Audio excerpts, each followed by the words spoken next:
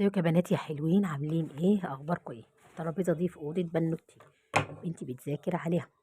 قالت لي يا ماما انا زهقانه من شكلها، عايزاكي تعملي لي فيها اي تغيير يخليها كده تشجعني على المذاكره عشان انا داخله على امتحانات. اطنش ما اطنش. كان عندي قطعه سفنج وقطعه قماش، عملتها لها بقى ايه اكنك على ايه وانت ساندة عليها كده، اكنك ساندة على مرتبه. حطيت الاول طبقه السفنج على الترابيزه ودبستها بالدباسه، وما خدتش مني اي حاجه، يعني فكره حلوه وغيرت شكل الترابيزه خالص، اللي مش هتصدقوا شكلها في الاخر. دبستها بالدباسه، وبعد ما دبستها بالدباسه كسيتها بالقماش وبرضه دبستها بالدباسه، وشكل الترابيزه اختلف خالص. وعايز ترجعها تاني هتشيليها بالدبابيس مش هيحصل اي حاجه لو عايزه ترجعها تاني. بس بجد شكلها بقى تحفة، شكلها بقى تحفة، وغيرت الترابيزة خالص بتكة بسيطة وحركة بسيطة. يعني احنا ممكن نبدع ونتكتك ونعمل حركات من الهوا، ممكن نجدد أي حاجة عندنا بإيدينا وأفكارنا، نخلي نخليها الستات دي عبقرة. تابعونا لآخر الفيديو بقى وقولوا لنا ايه رأيكم. مش عايزة حاجة غير بإيديا.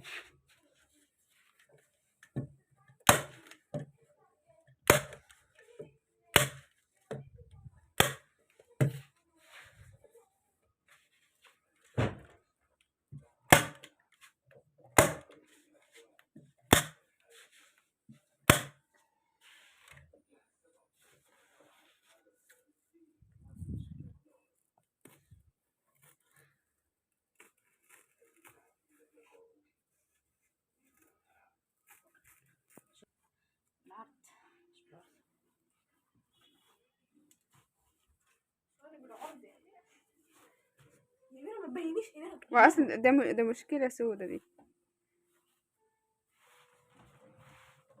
انت بتقولي بالعرض ليه؟ صح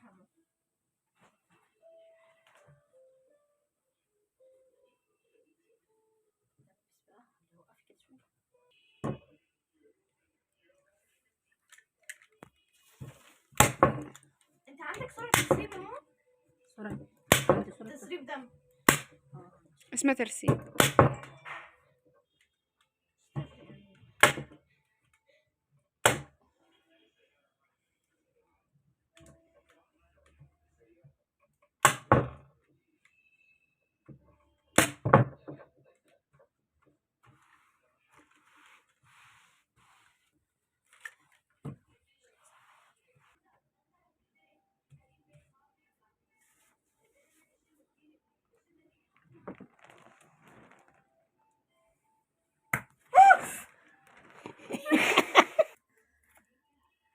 الساعة كده من ايه؟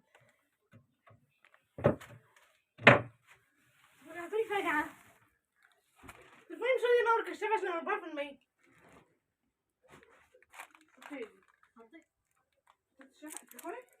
لسه حاطاه حالا. لسه حاطاه دلوقتي حالا. وايه اللي ما عنديش دم؟ وانت بيه؟ لعبت عاملة زي المرتبة. خلاص يما.